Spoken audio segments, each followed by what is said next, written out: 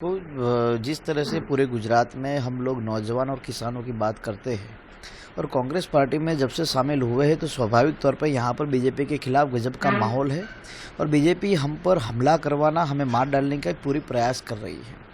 जिस तरह से गुजरात में हरेन पंड्या की हत्या की गई, फेक एनकाउंटर्स किए गए, उसी माफक हमारी हत्या करने का, हम पर कुछ फेंक देने का या फिर हमें चोटिल करने का पूरा प्रयास है। पिछले 7 दिन से लगातार हम अलग अलग इलाकों में जनसभाएं करते हैं और उसी वजह से बीजेपी को लगता है कि हमारा काफ़ी नुकसान हो रहा है। जहां हम जाते 20-25 हज़ार लोग आ जाते हैं तो उसका मतलब यही है कि 50-50 हज़ार वोट की कहीं ना कहीं उनको नुकसानी मिल रही है और इसी वजह से आज की जो घटना हुई है बिल्कुल बीजेपी की ओर है। और आपने देख लीजिए उनकी फेसबुक आईडी वगैरह, जो लड़का था वो बिल्कुल बीजेपी नेताओं के साथ जुड़ा हुआ आदमी है। मैं मानता हूँ कि बीजेपी की चाल हो सकती है कि हार्दिक की सभाओं में अराजकता का माहौल फैलाया जाए। खास करके आप मानते हैं कि वो जो लड़का था बीजेपी ने उनको भेजा हुआ है या तो कोई मैंने पैगाम देकर भेजा है? मैंने स्पेशली कहा आपको कि आप उसकी फोटोज़, उसका पीछे का बैकग्राउंड सारा देख लीजिए।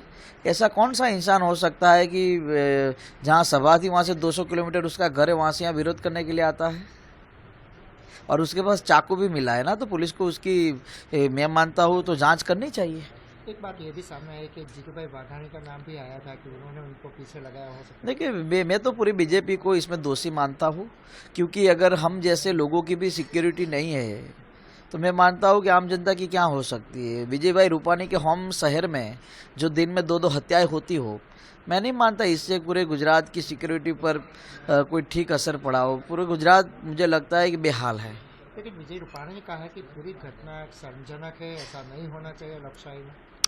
अब बोलना तो अच्छा बोल दिया है उन्होंने। उन्होंने ये नहीं कहा कि हम जांच करेंगे, इसके पीछे कौन है उस पर हम जांच करके जो भी आगे की कार्यवाही होगी करेंगे। उन्होंने ये कहा कि इसके पीछे बीजेपी नहीं है, ये बात श्योर है। वो तो बोलेंगे ही, विजय भाई का वो तो विजय भाई तो यही बोलेंगे ना कि इसमें बीजेपी नहीं, क्योंकि वो तो स्टेट के सीएम है। तो स्टेट का सीएम कहेगी हाँ हाँ हमारे लोग हैं, तो क्या उनकी बेइज्जती नहीं होगी?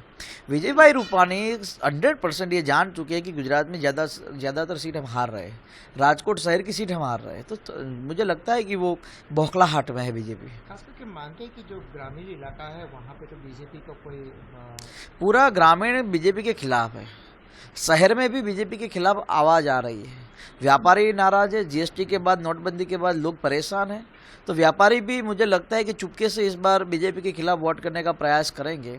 और इसीलिए मैं बोला ना कि महिसाना जैसा एरिया है, अहमदाबाद पूर्व है, राजकोट, ये जो सारी सीटें, जामनगर है, जो कांग्रेस के खाते में जा रही है। एक मानते हैं कि जिस तरह से आज पूरी घटना हुई, सरकार को इसकी कुछ जांच एजेंसियां दिखानी चाहिए या तो कांग्रेस की आप आपके दिमाग में कुछ। अरे बॉस, हिंदुस्तान में ऐसी हजारों लाखों जांच कमेटी बैठी है, आज तक किसी का रिजल्ट नहीं मिला। हमारी जांच कमेटी में क्या रिजल्ट मिलेगा?